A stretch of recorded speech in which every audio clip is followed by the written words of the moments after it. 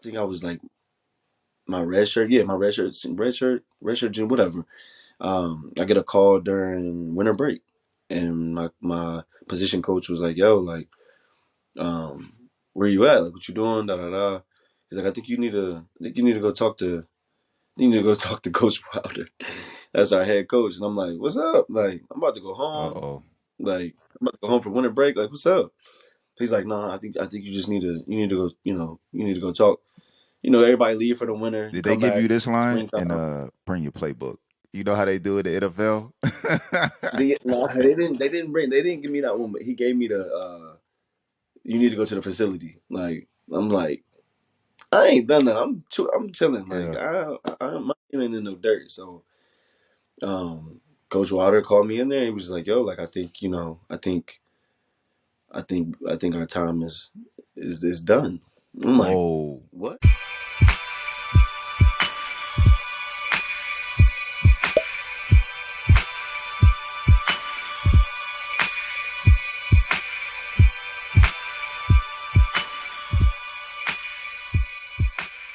What's up, everyone? We are back for another episode of the Couch with Rob Fields. And listen, today we got another banger.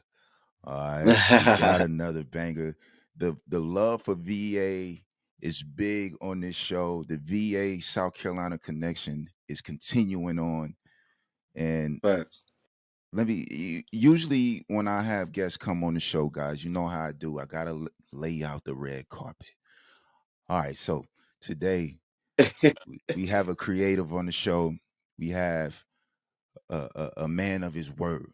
Okay, we have a real human with a great mind. He's a risk taker, which is a recurring theme with most of the people that we talk to. He's a visionary, and I mean, I've only known him for a short time, ladies and gentlemen, but he's one of them ones. I appreciate it, bro. Ladies and gentlemen, please put your hands together for our guest today, the man behind Humble Hustle. Give big hand claps to Xavier Tramaine. Yeah. Hey, that's a hell of an intro, bro. Hey, Hell of it, hey, man, we gotta put it down for our people, man. I really for appreciate, man. sure. Listen, I appreciate it, man. I appreciate you just lending me some of your time. I know you a busy Yeah, man, but man, once we got the opportunity to allow this in, man, I really wanted to make this thing happen, man. And I listen, man, for thank sure, you. for sure, for sure. It's all love, bro. It's an honor to be on the show. To be able to tie, you know what I'm saying? Like you said, the South Carolina. I got some roots, not roots in South Carolina, but I spent some time in South Carolina. Um, but to see it all come together, you know what I'm saying, from emailing to, or even just the connection. So shout out to Layden, No doubt. or Don, whatever we want to go, Ooh. whatever we go by, for that connection. So Yeah. Listen, man. I mean, he's been a big part of the show as well. Kind of been for sure, working behind the scenes, getting things together, and I really appreciate the connection because I'm really at a point in my life where I just want to meet people, like-minded people. I want to meet new people. I want to expand my network, etc., etc. right. So this is a good start, man. And yeah, all right. So Xavier, man, like when I bring people on the show, in order to Hmm. let the people know where we are, I like to go Correct. back to where we came from. All right, I like to Okay. get the man behind the man or the wool man. You know what I mean? Got you. Got So I like to start from the beginning. Are you cool with that? you. Okay. Let's do it. All right, so we're going all the way back. So tell me about the young version of yourself. The young version. I could be cliche and say, "Oh, I was always a creator. I was always creative." Things like that. But I grew up. What I'm saying. I hate to say like the typical black young boy, but like I would say like the typical black young boy. I grew up in. Um, it's a place, well, a city called Roanoke, Virginia. Hmm. I grew up with my grandfather, my grandmother, and my mother. I had a lot of cousins um, in the house. I come from a young mother, but I grew up a very outdoorsy kid. So super like walk around no shoes, Okay. no shirt. You know what I'm saying? Riding bikes. Just I was a boy's boy. Like I was just like a legit boy. Like riding bikes at 3 years old. So Like were you um, country? Because in South Carolina, they used to call I us wasn't country when we y'all's did country. that. Nah, I wasn't that. I wasn't y'all's country. I wasn't y'all's country. I still had the city in me. But I was country in the fact of like my grandfather was country and like my mom and them grew up super country. So Got you. I saw like the hunting or like getting the deer and cleaning deer and like, you know, I saw that lifestyle, but I kind of lived both of them because I grew up in the country a little bit, and then until my mother got married, and then we moved to the city, and that's when things really like switched. So I got to see both sides of that. Um, but I wouldn't call myself really country. Um, I kind of really can adapt anywhere, to be honest. Yeah. But the younger me was very much just like wild, still a risk taker. Very much I tried to challenge everything. I wanted to do everything the adults were doing, like everything. Okay. So So you would say I you saw were my curious coming up. very curious, very like, why can't I do that? I see that person doing it. Why can't I Yeah. do that? Like, okay, he's riding a bike. Why can't I do that? And then all the people in my neighborhood were older, so I grew up around like, um, I see them now in the community, and they're like, "Dang, X, like we had you with us when we was like 15. You was like 6, like." So you know what I'm Rolling. saying? I was Yeah. always around that older. You know what I'm saying? Moving the way older people do. Not old, but Of you know, course. kind of. I always had that wisdom. Yeah. I like to tell people that I've always been a sponge. The difference Yeah, between me doing everything that the crowd did was I have a filter, and my filter, correct, has been pretty good over my time span. So correct. while I see all of the wild stuff, I was always able to say, I don't know if I want what they got from, I don't Yeah, want the results that they got from doing whatever and this and that. So I would just take it. Oh wow. And then I would do away with it most of the time, right? So, I don't, but I don't know if I was as curious as you, because curiosity yeah. for us, curiosity was a bad thing. Like why you asking so many questions? Facts, But facts. And I was always a question asker. I was always a challenger. So I'm not gonna just take your word for it just because you say it. Like, you tell me 1+1 is 2, and I'm like, are you prove it. sure? Yeah. Yeah, Let me. Why is it yeah, 2 though? Like, yeah. I'm saying. So I was super curious, always creative though, and always myself. My mother was a young mother, so it was very much always a thing where, she pushed me, like instilled that. If it's one thing my mama said all the time, be yourself. Like, be yourself. Mhm. That's one. If anything ever happened, I know that's gonna stay ingrained in me forever. Is be yourself, and it stayed with me. You know what I'm saying, from childhood till now. Where I am now is being yourself, and I think that plays a major part in who I am today, Man, put for sure. put So that's my put that mom. on a hoodie, man. No, No for sure, doubt. for sure, Yo, for yeah. sure.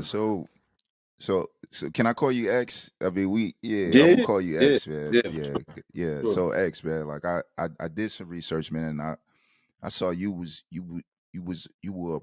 a player, a football player, man. Where Yes, yes, where yes. did your love for the sport of football come from, and what did being a football player mean to you? Yeah. I started playing football when I was 4. Um, Again, I lived in the county, so if you got Roanoke County, and you got Roanoke City. Um, so county is, of course, you know what I'm saying, you're predominantly white. And then, but there's different black neighborhoods in the county. So I grew up in a black predominant neighborhood in the Okay. county. Then we moved to the city, which is predominantly black Hmm. again. Lived in Northwest all my life, but my mom, when I was living in that area, she put me in city sports. Okay. So I got to play with like the best of the best in the city. You know what I'm saying? But I was still in like a county neighborhood. Again, until she got married, I moved to the city. So my love really came from, I would honestly say, the coach I had at the time, Coach Keith. He was a different type of coach. Again, it was in the city, so you got all types of different kids, all types of different backgrounds. But he was just a very, very harsh coach, I would say. Okay. Nowadays, you can't coach the way he coached. Whew. Nowadays, you can't say the things, or you can't do the things that he did as a coach, because society has become a little bit more sensitive to the way you talk to kids and things like Yeah. that. The way he coached me really made you like love football. It gave you pride. You know what I'm saying? It gave you a little bit more thicker skin to understand that everything he was saying was love. And And that's I the feel like filter, that's man. I was talking to another athlete about it. You know, it wasn't how they said it; it was what they no said. So correct, you could be correct, screaming this and that, going crazy, throwing your clipboard, but if you're saying something of substance, a real player, a real athlete, correct, you ain't even correct, worried about all that kicking and fussing. What are you saying, coach? All correct, right, yeah, correct, I missed an assignment. You right. Boom. Let's make it right the next time. correct, correct. Absolutely. So I mean, Coach Keith, and then yeah, I played football, played basketball, played baseball. But football was one of those things where it was like, all right, I'm good at basketball. Like I played basketball. That was my favorite sport for real. Basketball was the one I really wanted to go Oh far man, in. so you could hoop too, You know, bro?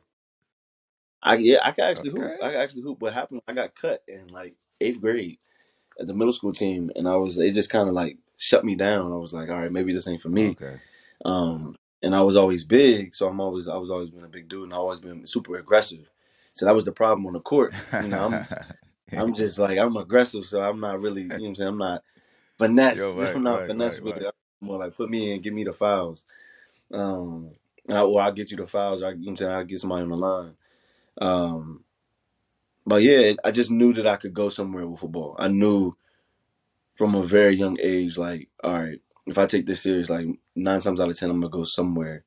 Um, of course, as you get through high school, you know, things change with grades Yeah, and yeah.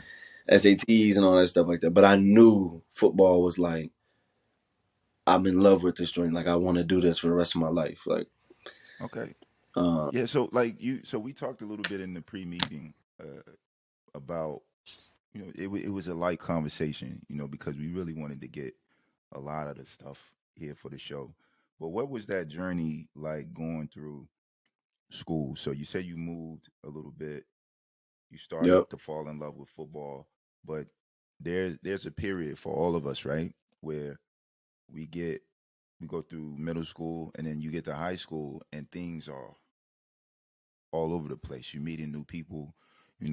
You got correct, people from other sides of the city that you never saw before. They didn't go to the same elementary school. They come to the correct. same high school. What was that experience like for you in high school? Just kind of being who you are, being a football player, and eventually being successful at playing the sport. What Yeah, what was that period in your yeah. life like? Um, I was always kind of in the in crowd, so it wasn't really. Um, I was never really.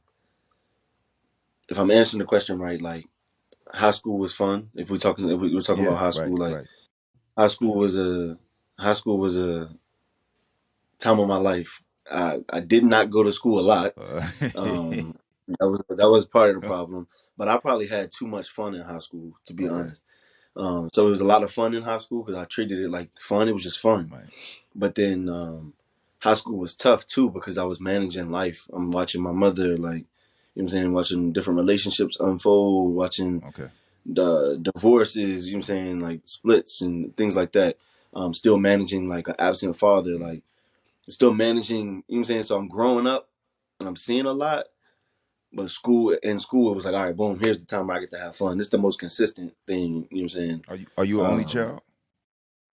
yep, only Okay, so child. you also balancing being the man of the house too, right? Correct, So, correct, if you're correct, experiencing, different influences coming into the house, then you almost like correct, security. Like, hold up, player. Like, correct, wait, you said correct. what? Correct. that type of stuff. Correct. Correct. Correct. Yeah, yeah. So that, I Correct. mean, that's a Correct. lot for a young person, man, to have to deal with that. And also everybody's telling you to go to school, right? Because Right. at what point was college a thing for you where you were like, oh, That's a good maybe I question. can That's a good like go to the question. next level playing football? Yeah. I think ninth grade when I like ninth. I mean, I always knew I was gonna go to college. No, no, no, no, no, no. Let me backtrack. Ninth grade, 10th grade was when it was like, oh, okay, like X, you kind of like you kind of Yeah. decent. Like you could go somewhere. Like I don't know what it's gonna look like or how you get there because I've never seen nobody in my family like. Right. There's no college athlete, so it's like, all right, how do I maneuver Right. this? Do they just Especially come when you and got a give you young do mother. they just come and put the paper on the table? Like what how does this work? Exactly. Yeah. Exactly. And you don't have when you don't have, I mean you got grandparents and a mother. My mom's still working. She ain't never seen nobody like go to college for Mm, basketball or okay. football. So we're just trying to, you know what I'm saying, really like maneuvering this joint out. Um and then SATs by senior year was like, all right, I'm good. Like I'm actually a good football player. I got recruits. Like the things are coming in and now I'm like, all right, I want to go D1. Like I want that. Like I know what I want. I don't want this. I want that. Right, Um right. because you've seen it on TV. You know what I'm saying? You taking the visits. Like I know what I want. My mom was a genius. Like she made up this like profile joint.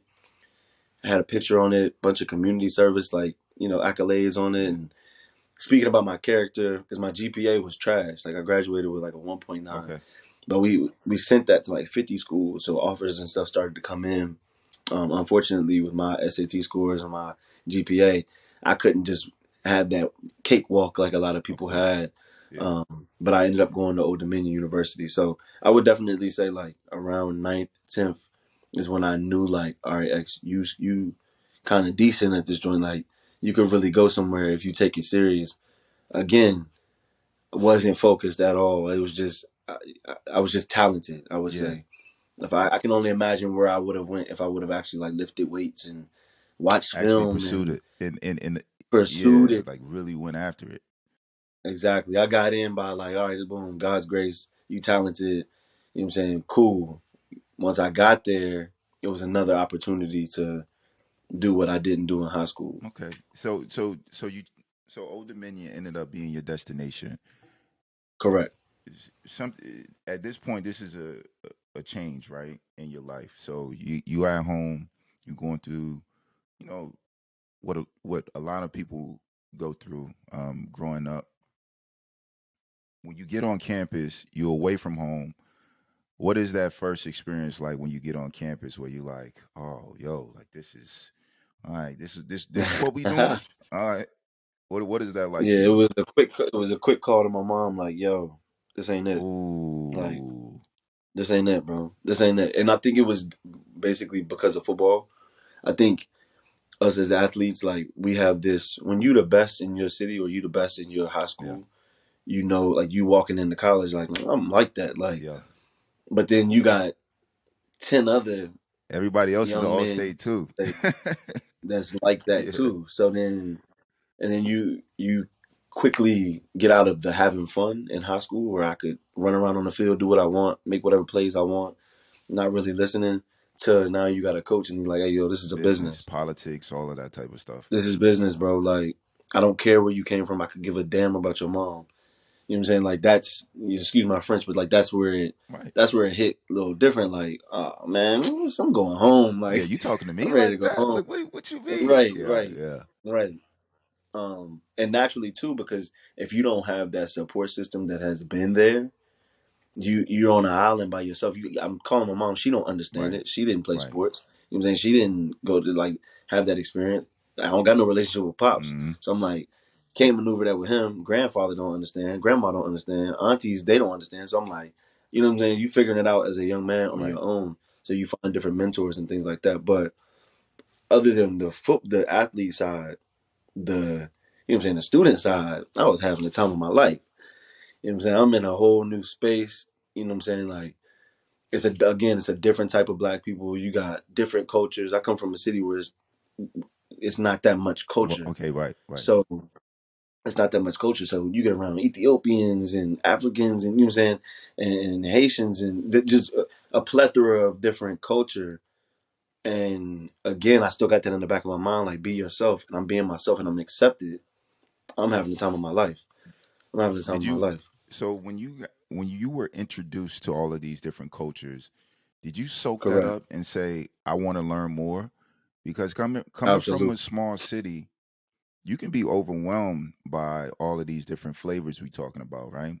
You can be overwhelmed, Correct. and it could send you on the path to go back home. Like, these people, Correct. they eating all this weird food. Like their moms brought Hmm. some lamb. Like we eat no lamb and no Yeah. curry goat. Like what? I mean, of course it's delicious, but as young people, Right. we like, what man? What are you talking about, man? Like what is this? Some people get Absolutely. defeated by that and they don't want any parts of it. But how do you take meeting all of these people from all of these different parts of the world? I think I've always been, again, curious. I've always been inquisitive. I've always wanted more for myself than what I've like been around. I've always like seen more, or asked myself like, why isn't this, or why isn't this?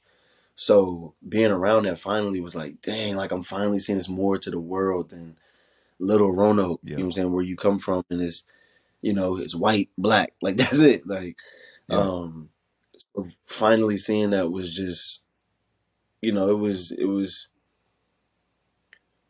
everything I needed. Like, it was everything I needed. I party with the best of them through parties. Like, Hello. um, I did everything a college student, should Yeah. do. Probably a little too much, you know what I'm saying, depending on who's asking. But I think you manage it. Just everything is. I don't even know how to explain. Everything isn't for everybody, and Yeah. so you'll quickly find out if it's too much culture, if it's not enough culture, or if it's just not for you. Old Dominion was, what I'm saying, specifically for me in that time of life where I needed to be immersed into those cultures, um, because that's what keeps me going. I like that. I like that. I like to see that the world is bigger than myself. Yeah. The reason that I asked it is because this exposure leads directly to what you're doing now, and we're gonna get there. Correct. So we're gonna revisit Correct. this Okay. exposure. We're gonna revisit it because Yeah, it's important. All right. So you playing for sure. football at ODU? Was it was it an NFL thing for you? Where you were like, yo, I'm trying to go to the league. Ah, Was it I that, or was thought. it like, yo, I'm just trying to do my 4 years and we're gonna see what's happening? I mean, so like, I personally feel like every athlete, if you make it to the collegiate level, you are in somewhat, and especially D1.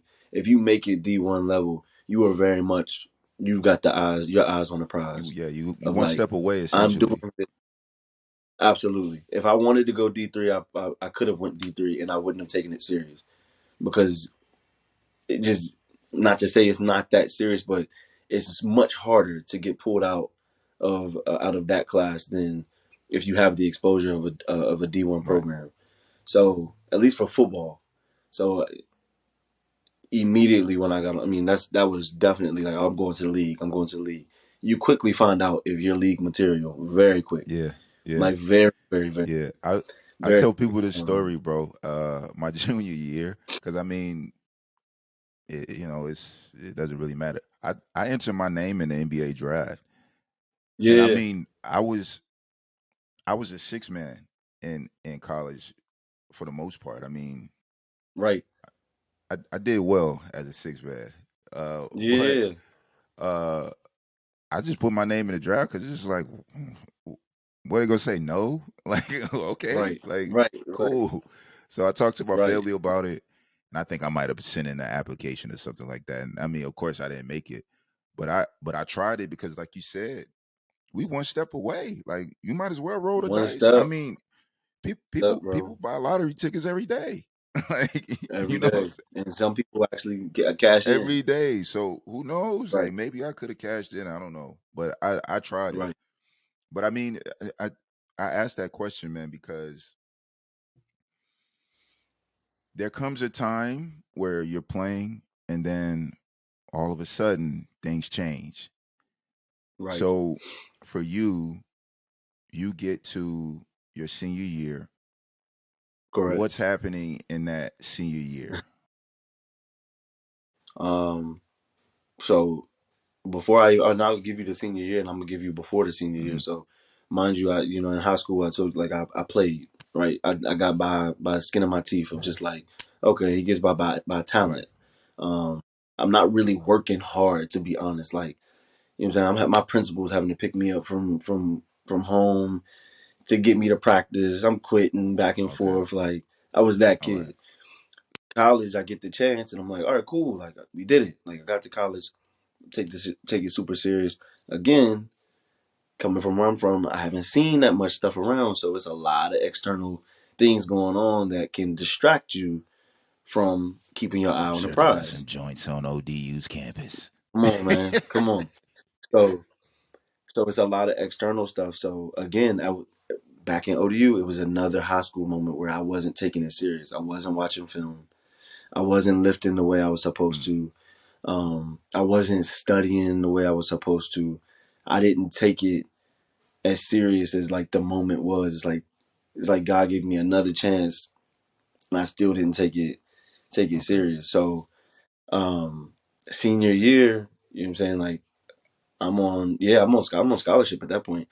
They I think I was like my red shirt, yeah, my red shirt, June, whatever.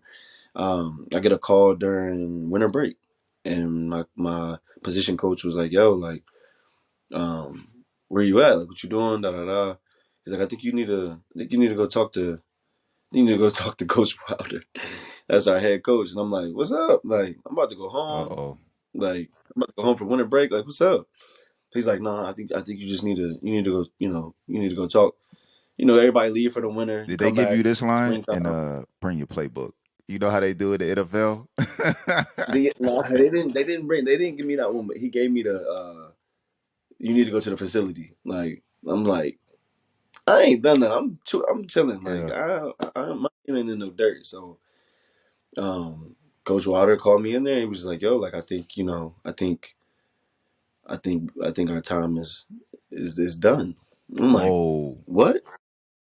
And you know what I'm saying? It's like and we always had these sayings like, "What have you done for me lately?" Like, you know, contracts are renewable, or contracts can be, Yeah. like, Yeah.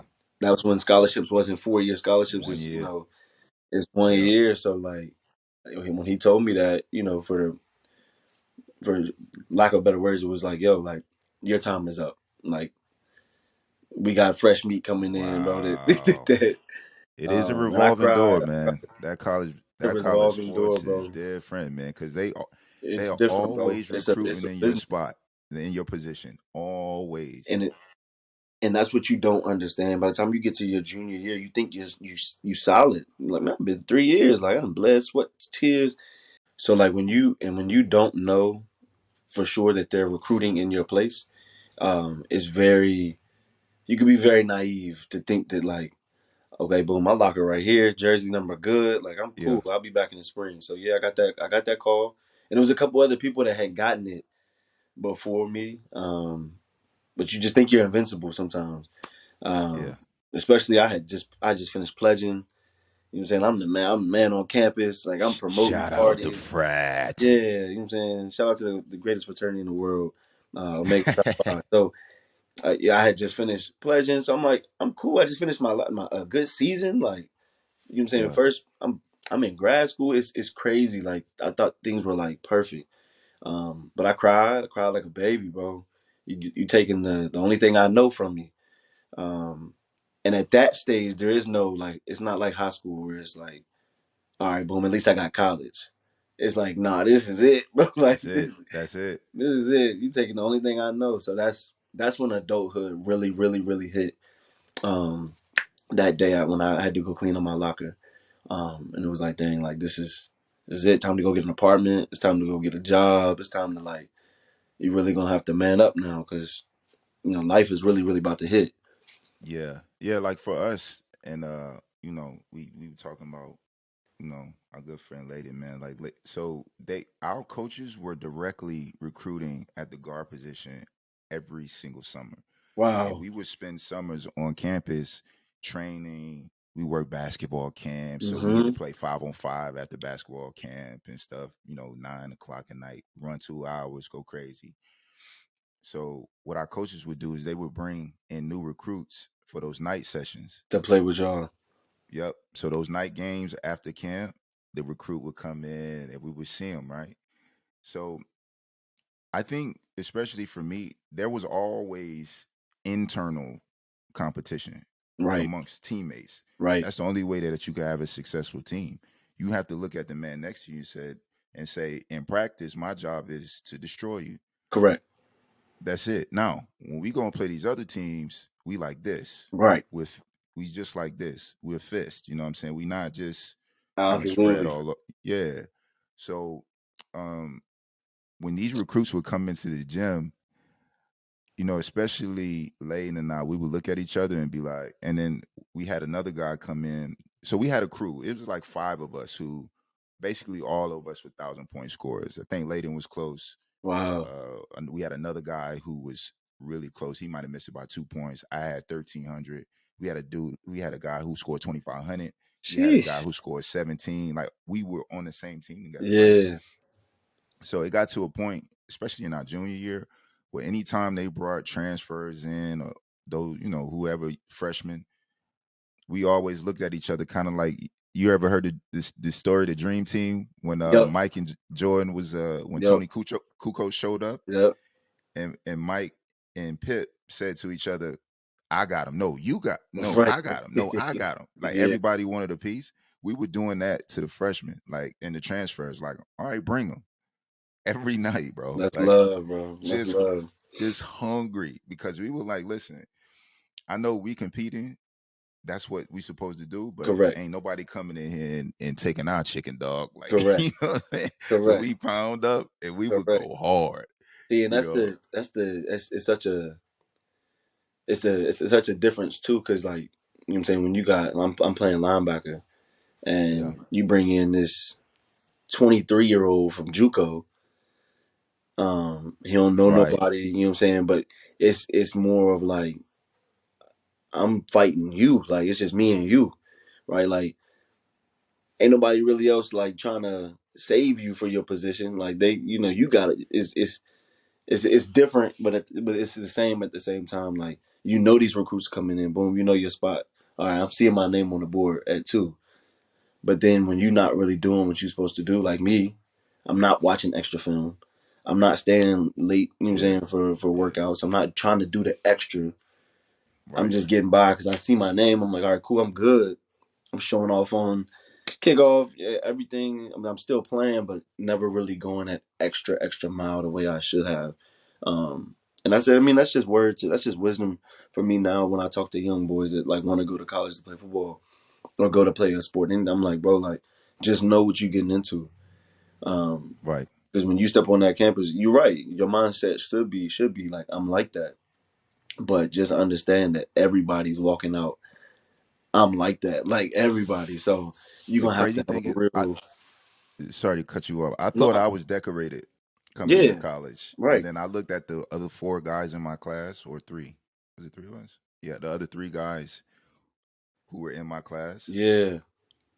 I wasn't even close, bro. Like I See, was, see, like I wasn't.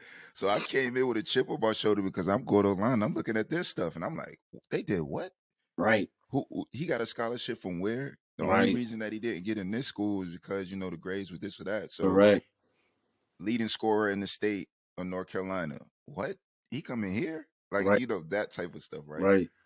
So X man, you your coach brought you in, he told you what he told you. Everything changed. You go through this sad time. What's what's next? What's this period hmm after so you of course you graduated. Did they I, allow I you ended to up finish? graduating. I ended up graduating. It's a crazy story to spell out, bro. Like as much as I wasn't focused, I was still focused. I ended up finishing undergrad in 3 years. So I started my, you know what I'm saying, I finished that program, boom, I'm getting my master's while playing football, working, all types of stuff. So I'm like doing the things to survive. Plus I'm like, I got situations back at home. So it's like, it ain't like my mama feed me money or anything like that. So it's Yeah. like still working. I'm still I'm a man. Like I'm handling my responsibilities, but Yeah. football just became less and less of a priority Okay. as you start into life start life, and you gotta keep up with it. Yeah. So I ended up just sticking in grad school. I wasn't playing anymore. I'm working. I'm doing all types of side jobs. I'm working at a bar. I'm working But security. wait, I'm gonna slow you down. Okay. How proud was your family Oh man. at graduation? Oh Because you man. did it twice, bro. Bruh. You first generation grad, college grad, correct? Correct. Correct. Correct. And You did then it twice in yes, 4 years. yes. So What? No, no, going no, no. through, I never finished. So that's the okay, sticky. I never. I finished my undergrad, but yeah, I never finished the my. master's program. I actually got kicked out. Okay. So that's a whole. that's a Ooh, that's a whole yo, we nother. gotta put out. We gotta write out the biopic, Yeah, bro. it's wild, bro. I was actually in school. Yeah, I was in school, and after I stopped playing football, I'm in grad school doing what I'm supposed to be doing. I'm on the LPC track. So that's to get like a counseling degree. Yeah, I'm working, just not really like feeling it. I'm just like, man, again, I'm ready to get to this money. Like, I'm really ready to get yeah, this money. Like, I still don't know exactly what my passion is, but I know I like working with kids. So I'm volunteering in the community. You're doing different mentoring programs, things like that. Um, but I'm still not like, what do I really want to do? So of course I'm not putting everything into school. There's still distractions. Like I'm still not there. Um, and so that actually led me, once I got kicked out of the program, I actually had to go home, and that's where I really like honed in on like, okay, God, like just give me one more chance at something. Like give me one more chance at something, and I won't do you wrong. Like give me yeah, one more chance, and that's where, if I fast forward all the way to today, I feel like right now where I'm at is God giving me one more chance. He said, I got you. I gave you football in high school. I gave you football in college. I'm gonna give you one more. Like there's three's a charm, and right. this business thing has been the thing that I've studied the film. You know what I'm saying? I'm doing the extra work, whether it's like the workouts, you know what I'm saying, equivalent to workouts. Like I'm going the extra mile because I know what it looks like when you don't go the extra mile. Like it literally just gets swept from under your feet. So that's why when people ask me like, bro, like That's a word. why you da da da, I'm like, bro, I know what it's like to walk in the coach's office and he take your scholarship right from you. I know what it's like to have coaches coming into your high school, you and your best friend supposed to ride the whole wave, and he look at you and say, "There's nothing I can do for you because you're great." So I never wanted to get back in that position again with business, being that was my next talented thing. If God, Yeah, God giving me that of like where nobody's gonna be able to walk in and say I didn't work hard or I didn't do what I was supposed to do. right. Yeah, that's a word, man. You went through it and you didn't succumb to how those things made you feel, because Correct. we know a lot of people, man, when they get addressed by being fired, Right. being turned away from opportunities, being looked down upon, right? Right. They use that as an excuse to not get better. Right. Right. They always say it's this person, it's that person, but for you to have turned it around and gotten to where you are, that's a testament to you, man. I appreciate it, bro. What this is Appreciate it. what I want to ask you. So you were working, doing everything that you were supposed to do as an adult human being in your life. You were working, and then Yep. something changed. Something in you said, "All right, I have some dreams. I have some ideas. Yep. I need to start doing this right now." What was that period like? What happened? Okay. So I moved home like 2015, I want to say. Okay. Like 2015, boom, I'm home. I'm living at home. I'm in my back at home with mom, right? Like, um, I'm working. I'm working at a school, um, doing counseling with kids. Um, but it just wasn't hitting. So I felt like the things that I was doing, I was being there was like a block on how I could do it. All right, boom. I know I got a relationship with this kid, but by job boundaries, I can't pick him up on the weekends. You know what I'm saying? I can't Okay. take him to the basketball court. I can't get him food. I can't do some of the things that I know. You can't create a personal experience. Correct, correct. I can't expose. I can't empower. I can't educate. I'm just supposed to like redirect behavior in school when I know, in order to make a whole child, he needs more than just these Needs school more. redirections. You feel me? Yeah.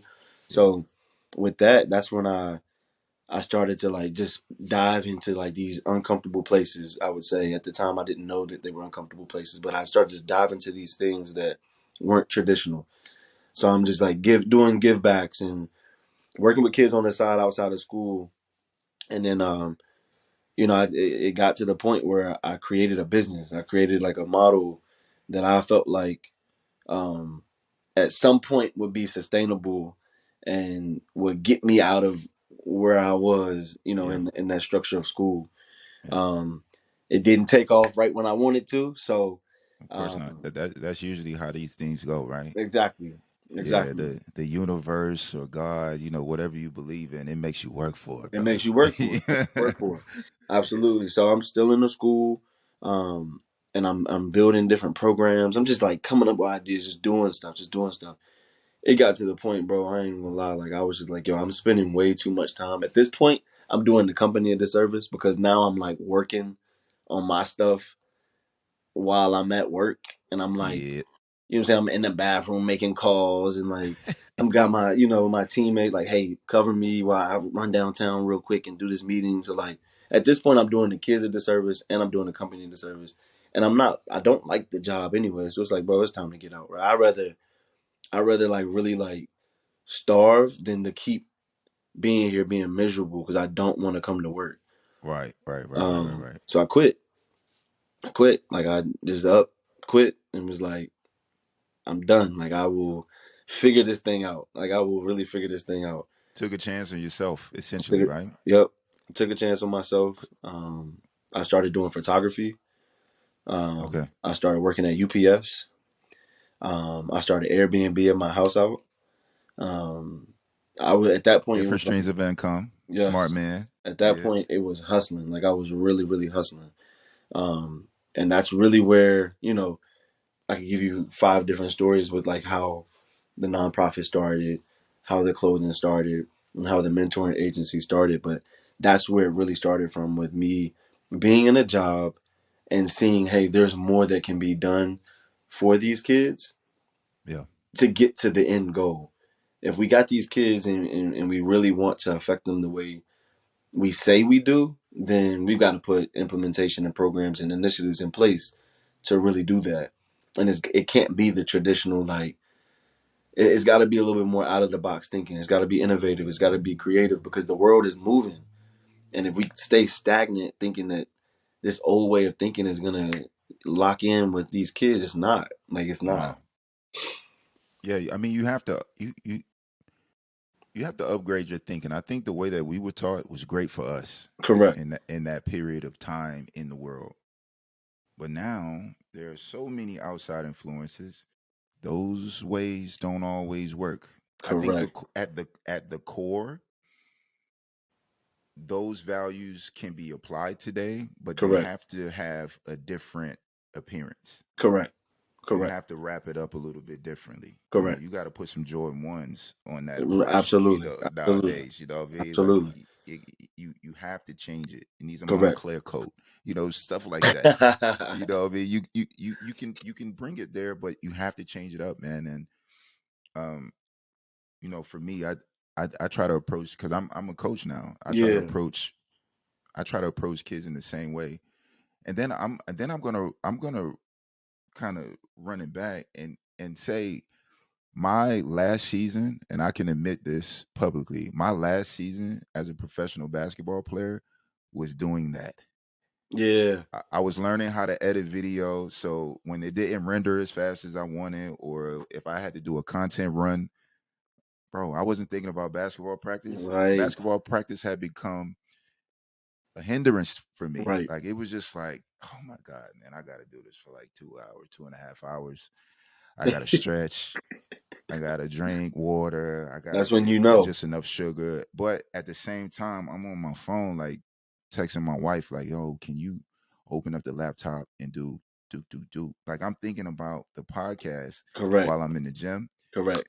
And by the time the end of the season came, I was just like, I was 10 toes into the podcast thing, man. Correct. And I shared with you in that experience, man. It was just like I love playing basketball. So that was a little bit of the difference. But the priority list, it changed completely For sure. in the last 2 or 3 years, For man. sure. For Especially once I sure. started doing this, it changed completely.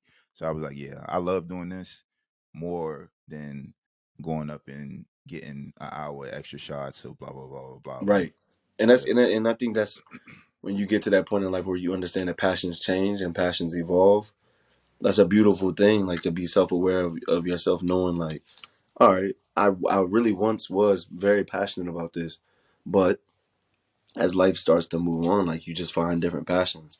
I don't think everything. I think everything that I'm passionate about right now is will remain a passion, but I will soon begin to be passionate about more things. Like that's just the way life goes. And I think it's brave of an individual such as yourself to actually address what you Right. were feeling. Right. Because a lot of people, they would look at their paycheck and they would say, man, I can't afford to not work, man. Hmm. So I like doing this, but man, I ain't going, I'm not really going to mess with it. Right. For you to jumped out and said, you know what, man, I'm out. I got something else going on, and I'm actually going to do it. It was brave of you, man. I Let, appreciate that, bro. let me ask you this, man, and this is before we're going to get to humble hustle because Okay. that's what's coming next. Okay. What does the word community mean to you? So I've I see you on IG.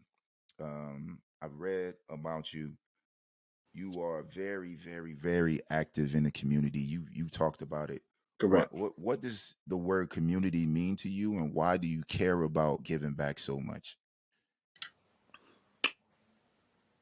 Um,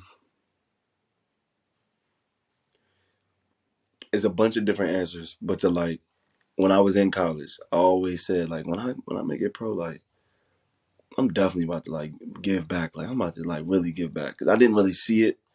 I know people were doing it, but I didn't see it. Um, I think it was one of those things too. It's always been in me. I come from a family of givers. Like I come from my grandmother was a huge giver. Rest in peace. But like my family makeup is of that giving spirit. Okay. Um, I've literally we used to get mad at my grandma like just taking boxes of food everywhere, like whole basement full of stuff that people could come and get. Um, whole food pantry. I come from a very much like giving, open heart, have the shirt on my back type of family. Um, so what you see and the things that I do is literally just external like It's an extension of what you were that's taught. it's just who I am. I don't know Yeah, how to not do it. Like it's in your DNA. it's in my DNA. My team, they get mad all the time. They're like, X, you gotta stop. Like you gotta stop giving this. Like I don't know. In some facets, I don't know how. I'm starting to learn how to like put boundaries around it. You know what I'm saying? To where it doesn't become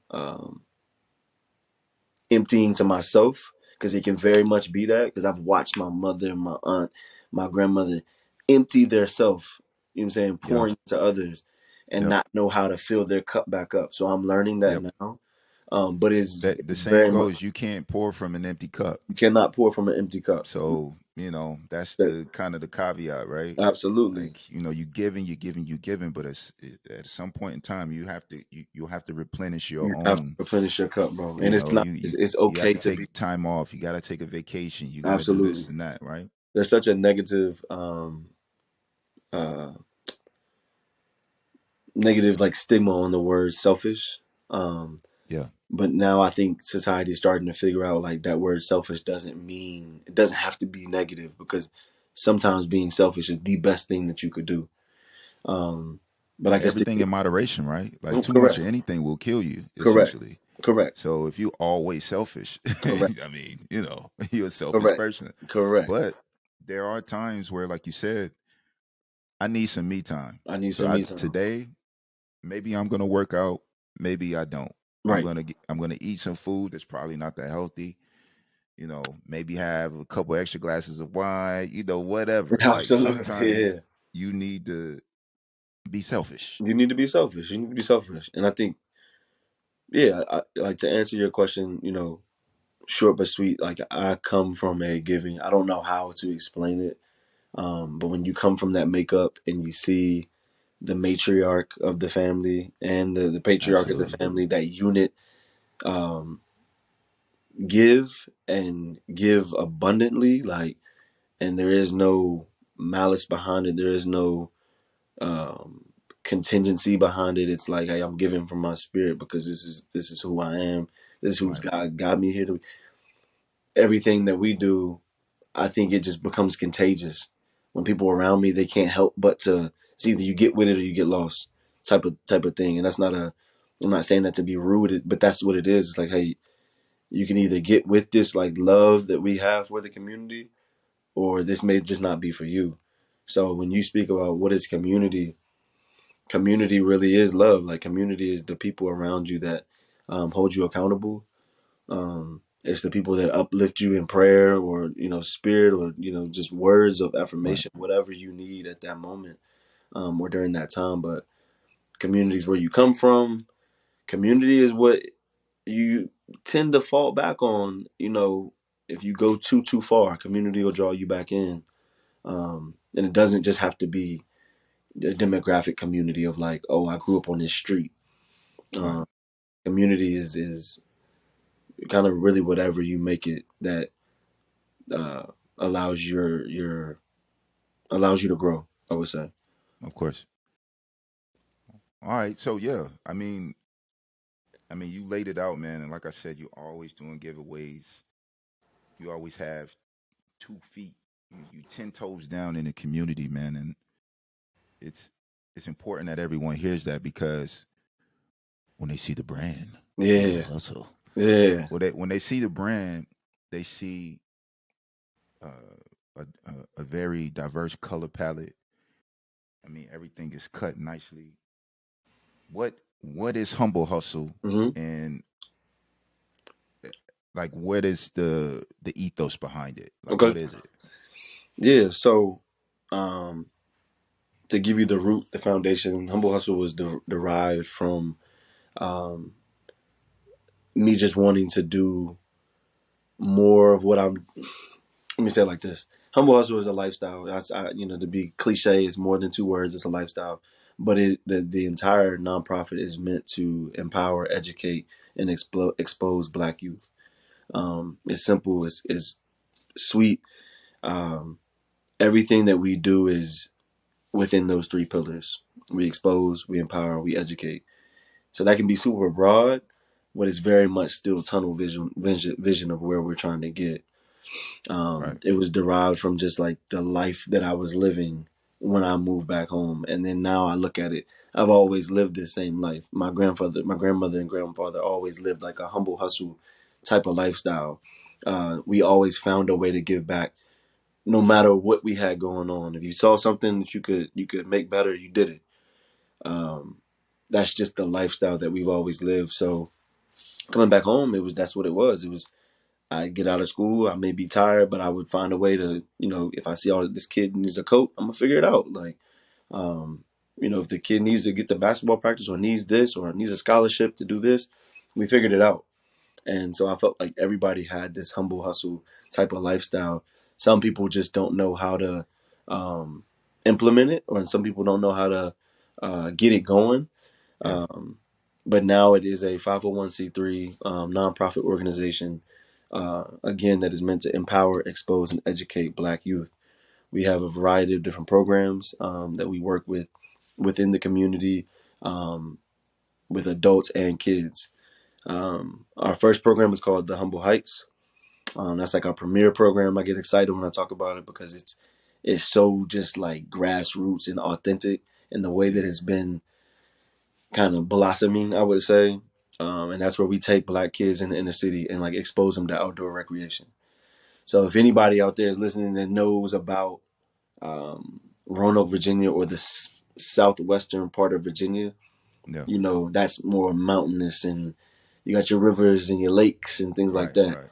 It's city, but it's very much like, okay, these are the assets that are So you can pitch a tent with ease. easy, easy, easy, easy. Now, see, now where we at right now, you know what I'm saying? We're in the city. Like, you come down here, Yeah. you know, you can find the city. Yeah. It's Right. Right. definitely Right. city, Right. Right. Right. but it's not as far away from the outdoor assets or outdoor amenities as some other cities are. It's in our backyard. Right. Um, so we do, I mean, kayaking, mountain bike riding, rock climbing, uh, swimming, fishing, anything outdoors. Like, that's what we're getting those kids exposed to Do you have a because favorite bait that you like to use when you fish? I keep it simple. We going worms. All We right. All right. going Cool. worms. We going worms. I don't get too far into it. My grandfather, Okay. I'm an old soul and I like to stick to what works. Of My course. Of grandfather course. always used worms. I keep it simple like that. Um, Yeah. but yeah, the that's the premier program. Then we have Pretty Humble, and that's where we take young girls and introduce them to financial literacy, entrepreneurship, and leadership development. And then we have our Keep Giving initiatives, and that's something you probably saw. We do our back to school drive every year and our coat Yeah. drive every year. Yeah. Right. Right. Um, and our last program we just kind of launched. It's called the Collective. It's a physical space here on 601 11th Street, Northwest Roanoke. And it's our entrepreneurial hub. So it's just this dope creative space. I'm actually in the podcast room right now. Um, All so we right. got a Ready? full, Locked in. yeah, fully high tech podcast studio, one on one office space, retail space, a gym studio, co working space, kitchen, boardroom, murals all Wow. over the walls.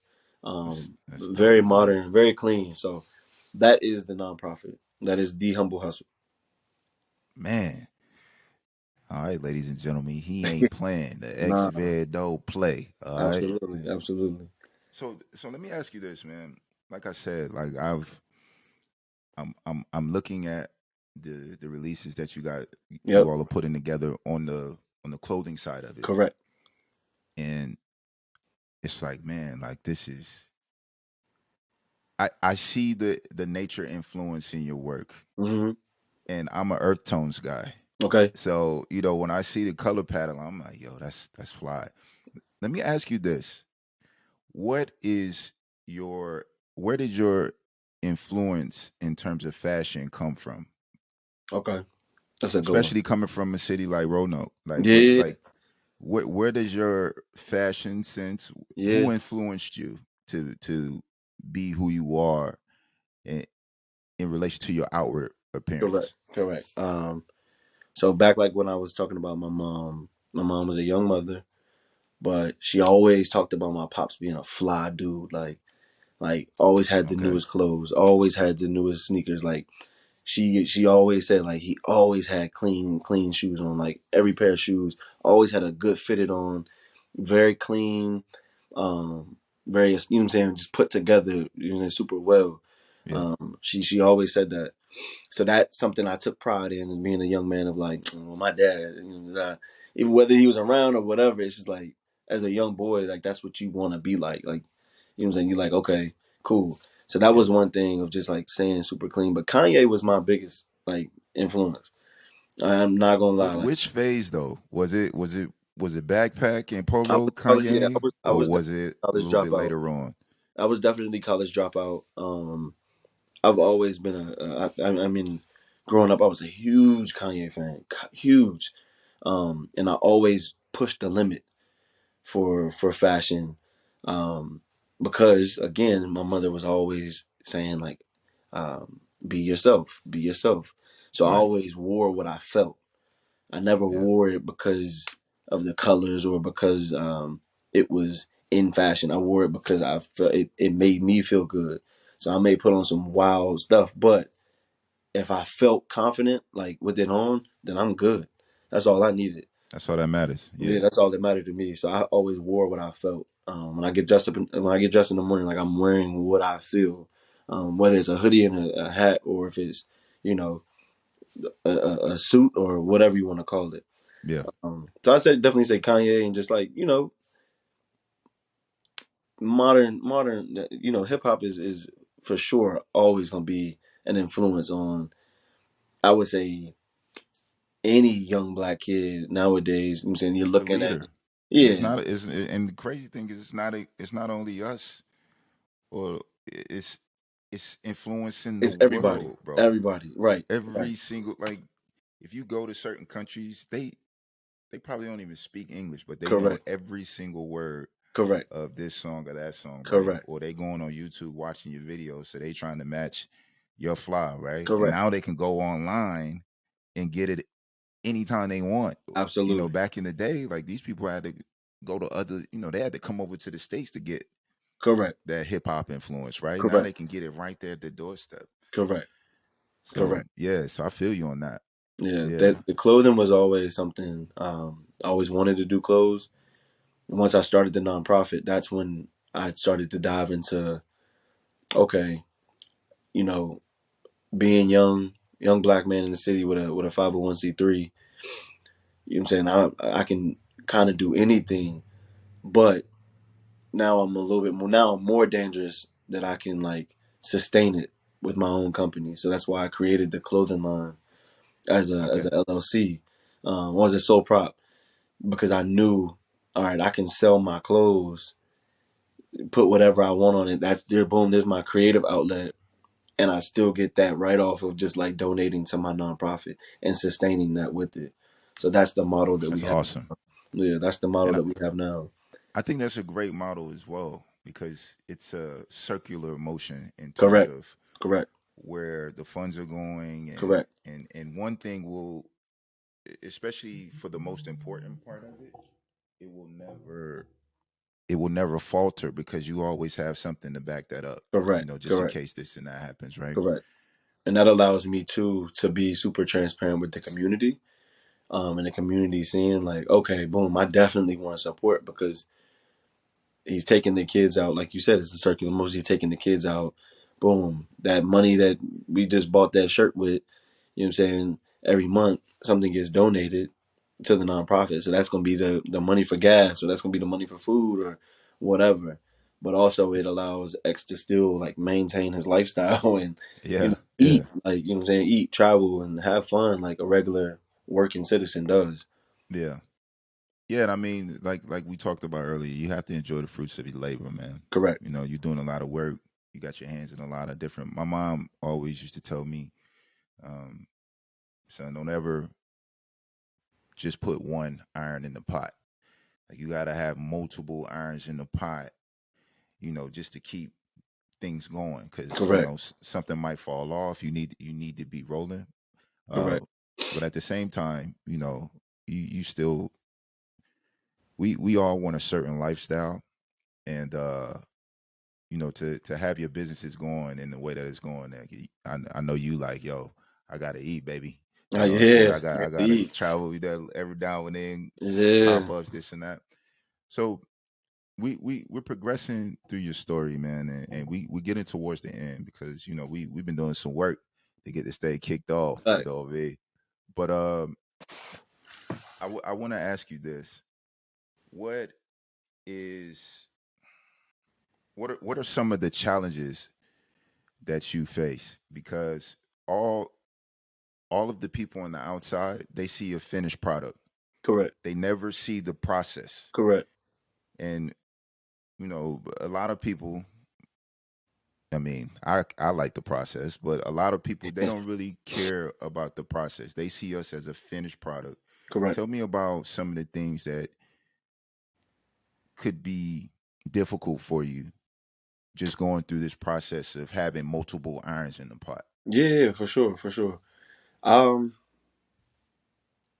I think the biggest thing, and when I'm speaking to,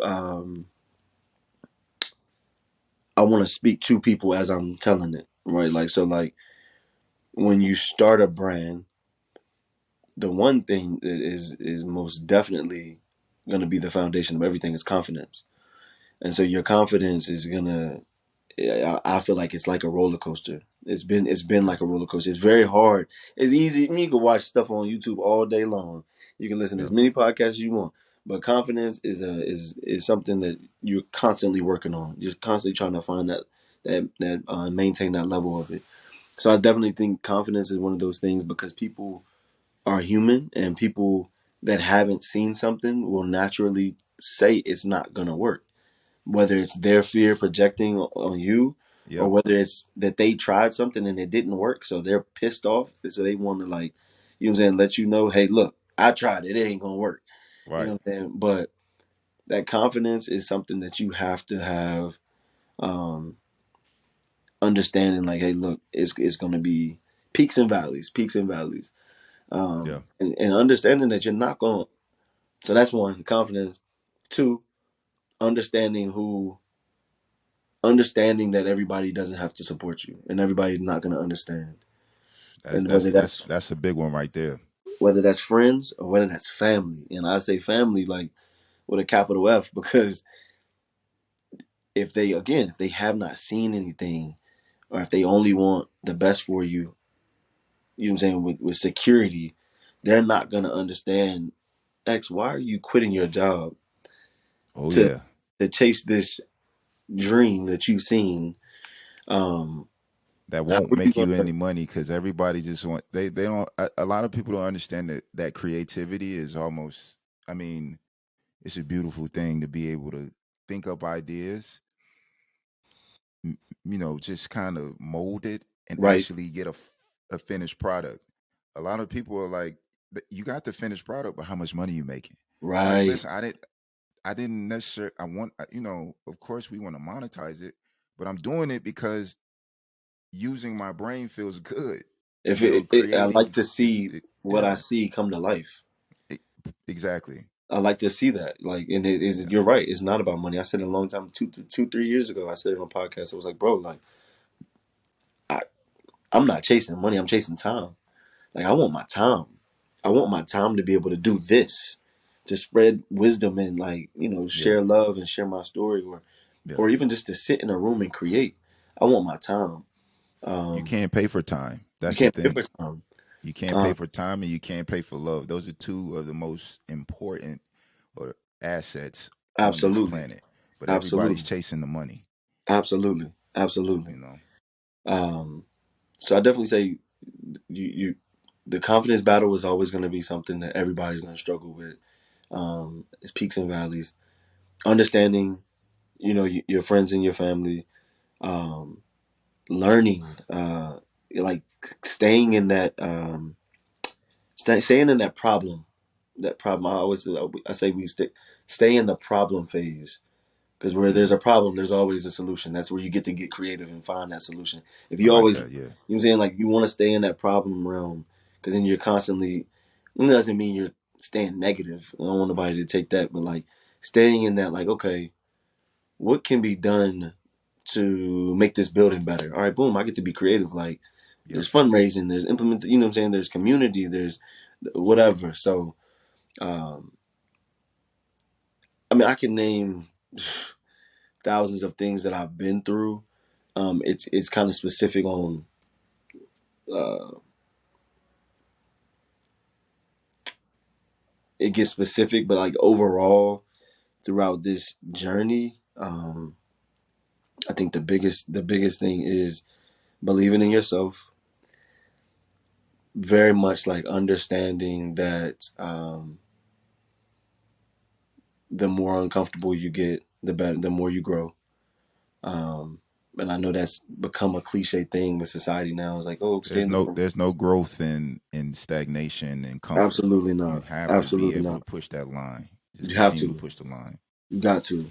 Um, finding what faith really is. That's more spirit talk, but, like, really finding what faith is, and as a man, you constantly trying stuff and trying and trying and trying. It's like God's looking at you like, bro, if you don't stop and just trust that I got this joint, bro, Bro, relax. like relax, bro. Like didn't you see it didn't work the other 3 times and you keep trying it? Like, Yeah.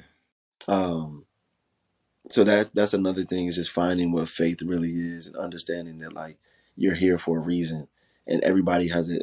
You know, my boy, um, he said everybody has a genius, and once you really find out what your genius is, like you're unstoppable. And so once I found out Yeah. what my genius was, I didn't care if you doubted me or not. I knew that I knew that I knew that I was here for a reason. And I also knew that my mind worked completely different than anybody could even imagine. And all I needed to be was in the right places, um, Yeah. to let my, you know what I'm saying, to let my talent show.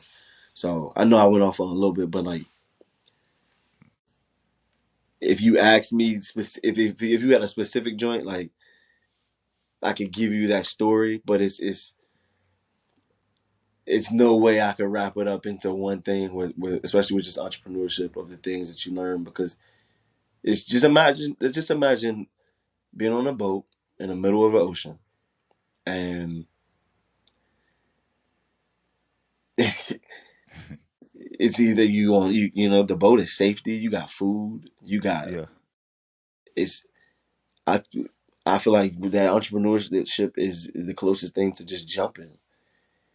And when you're on the ledge, it's like every thought in your mind is like, okay, what if this boat goes out and doesn't pick me back up? Or, you Yeah. know, what if I roast by the sun? Or what if I don't swim? What if, whatever? You ever heard the saying that if was a fifth, then we would be all effed up? You ever heard that saying? Bruh, If was a fifth, we be if, all effed up, bro. you know? And then you have to flip it like, but what if it works? You know what I'm saying? Like, but what if it actually works? Like, That's if you it. just flip it, like, if I quit, you know, I probably won't be able to pay my bills. But what if you get the right amount of traction on the idea and you get an investment? Like it's just a flip of it. Wayne Gretzky, Michael Jordan, I think both of them said you miss 100% of the shots that you don't That you take. don't take, bro. So what I mean, I'm the same way. I did that with this podcast, man. Like I really got the idea and the dream. And I'm not even being like corny or nothing. Like I got it in a dream. Yeah, And it was so powerful. clear. It was one of those types of dreams that I went to sleep, it woke me up out of my dream. And you know, sometimes when you go back to sleep, it ain't the same dream or you don't Correct. dream right. It woke me up like 3 or 4 times that night, and it was the same concept, the same idea every time I went back That's to sleep. love, bro. And That's it was the love. podcast, bro. And Yeah. and it, and I woke up the next morning and I wrote like 9 episodes. I scripted the first 9 episodes. I hadn't talked to Dang. anybody.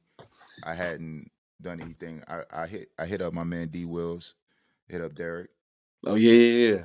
and I said, "Yo, I need a logo," and it went just like that. So when I got the idea, bro, I was just like, I can't play with this, man. Like God has given me this thing, and if it's that powerful, and I just let my fears take control, Yep, I'll never do it. yep. So It's like within two it's months, it was almost on and popping. disrespectful. It's almost That's it. disrespectful to your makeup. If like I mean, when I tell you, just like you said, I don't really dream too much. It's crazy, but I get clear visions. Yeah, I know exactly what stuff is supposed to look like on the output. You know, on the final picture of I know exactly what it's yeah. supposed to look like. Um, and I've always needed help with making that step one, step two, step three Of course, to of get it course. there. But I get very clear visions, and so sometimes I have to execute them, and sometimes I have to learn like, hey, look, maybe this is for 2040, right? Like maybe this is for 2025. It's Long everything, game. Yeah, right? Everything doesn't have to happen right now, but for the most part, um, with the visions that I see, like I'm now being able to discern when and where they're supposed to go, or who I need to get in place to make these things happen. But yes, when you're a visionary like that, bro, like you gotta trust it. You gotta Yep. trust it because not Yep. everybody's getting visions like that. No. Yeah, you gotta embrace it. So X, listen, man, we on the back end Yeah, of the episode, bro. And I wanna ask you before we get to the manifestation part, because manifestation is a big part of the show. yes, What's sir. next for Humble Hustle? Okay, so where Humble Hustle is now is we are embarking upon our seventh year. Um, I believe in numbers. I love numbers. My favorite number is seven. I was number seven on my line. My number was 52 in college. 5 plus 2 is 7. My grandmother had literally just passed away, and the number on her room was 7. So I feel like this is Wow. a hell of a year, and seven is has a lot behind it. So I think where we are now, the goal is to start to implement our strategy and our programs in other places, um, and that be by way of the outdoor programming and clothing. So now we're looking at Nice. a lot of wholesale opportunities. We're looking at a lot of like retail placement, and a lot of just like contractual like design processes for other organizations and entities that are trying to figure out, hey, how do I get this my model going? And we Right. have that strategic, layout. It's like, okay, now let's start to work with these other places to help them get their thing going, but also to implement our stuff in different places as well. So now it's like, I would say franchising is where we are now. It's like, how do we start to? We got a solid foundation. Now let's spread. Now Branching let's out. yeah. Yeah. Now let's branch out to really get things going, um, so that that the love just kind of just like infiltrates. It's like roots. Once you build a tree and the roots start to like spread out, they can go under concrete, on top of concrete, through a house, Yep. whatever you want to call it. I don't want to be destructive. I want to be strategic, and I want to be slow, and I want to be effective.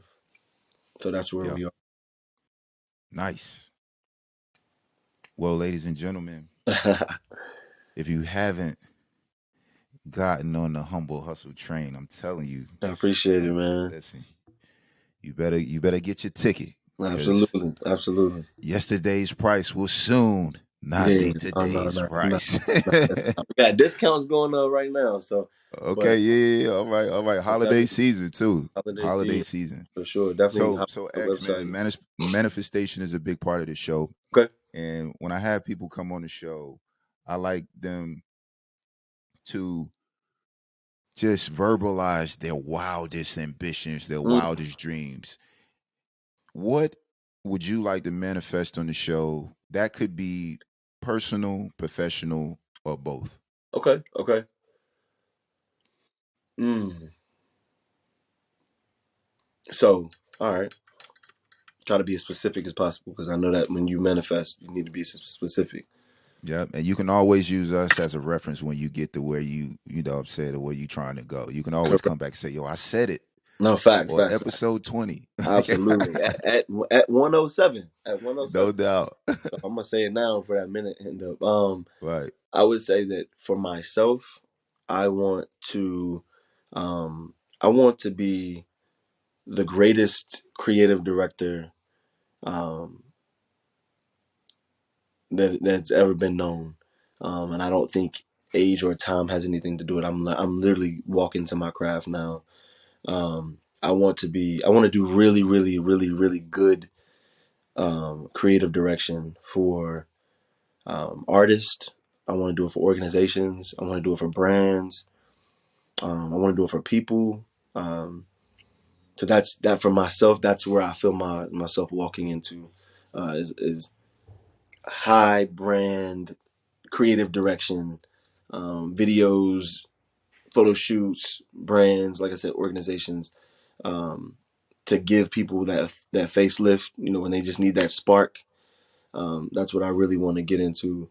And then for the organization, like I said, I'm not gonna say I want. We will begin to implement our programs and initiatives in other places, Yeah.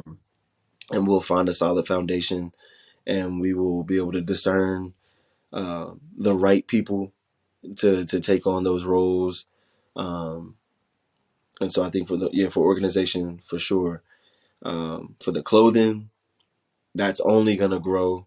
I know that we'll start to get into the right people, because I don't want to say just celebrities, because that not all the time is a celebrity the person that you want to grow your brand. Like, I want the Mm-hmm. right person. So I don't Yep. know who that is, but our brand will start to have the right people wearing the clothes, or getting their hands on the clothes, or hearing about it, to get that circulating, so that that's a sustainable business. That's what Right. I've always prayed for, is I want it to be sustainable. Um, and for the mentoring, for the for anything else, I think it's just making sure that the people that are now working, the people that are now benefiting or using their passion through it, I want to make sure that they are set up when it's time for them to walk away, that they are set up in a solid foundation, where it's not just a drop off, but they're walking into something higher that's still Mm-hmm. within their passion, that allows them that freedom to create, the flexibility, the funding. I don't want you to leave my presence going down. I want you to leave my presence empowered and able Mm-hmm. to go to your next thing. Yep. Um, I don't know if that was a lot, but those are the things that I'm just constantly trying to manifest: is empowerment, education, exposure, with myself, my family, health, love, um, and sustainability. Yeah, man. There's no need to keep all of these crazy ideas we have to ourselves, man, Right, because you never know. right. They just might come true. Very true, very You true. know. So listen, X man, thank you, man. We got it Absolutely, done, bro. absolutely. This was amazing, man. I gotta get the Roanoke, man. I told you my roots in Virginia are crazy. Shout out to all my bros from VA. You know what I'm saying? Yeah, Bucci, DG, Lade, D Wills, all of my guys, all my VA guys. Um, but yeah, man. Just thank you for your time, man. And for sure, for sure. No, I appreciate it. listen, man. Perseverance is everything. Yeah, no doubt, man. Perseverance is everything. And I'm happy that I got to share this this time with you, bro. Because again, that's we can't pay for this. We Correct, can't pay for this correct. time, man. So you gave me your time, man. You did it graciously. You were patient, Yeah, with all of the setup and everything, man. So listen, we gonna wrap it up here, and I want to say, ladies and gentlemen, I have to drop that jewel. It costs nothing to be good to someone. Be good to someone today. I'm your host, Rob Fields. He's Xavier Tramaine. I appreciate you, bro. Humble Hustle was in the house. Yes, All sir. right. Yes, sir. Make sure y'all go follow that at No. Hey, H. yeah, yeah. Give me your socials before we check out, bro. Got you. I got you. So you got the clothing is at HMBLE HSTLE. There's no U's in that. Take the U out. That's how you begin to fortify your hustler spirit and your humble mentality. Woo! That's Um, fire. that's the clothing. And then you got at Hustle and Give. That's the nonprofit. And you can follow me at Xavier Tramaine, XavierTramaine. And you'll find all the links to anything you want in our link trees there. So I appreciate you, bro. I wish you nothing but success and love and prosperity. I hope that nothing but good comes your way for you and your family. Absolutely. No doubt, my brother. I appreciate that, man. Thank you, thank you, It's thank you. love. It's love. Ladies and gentlemen, we'll catch you on the next one. Hey, we releasing this soon, so hey, stay Do it. tuned. All Yes, right. sir. Peace. Peace.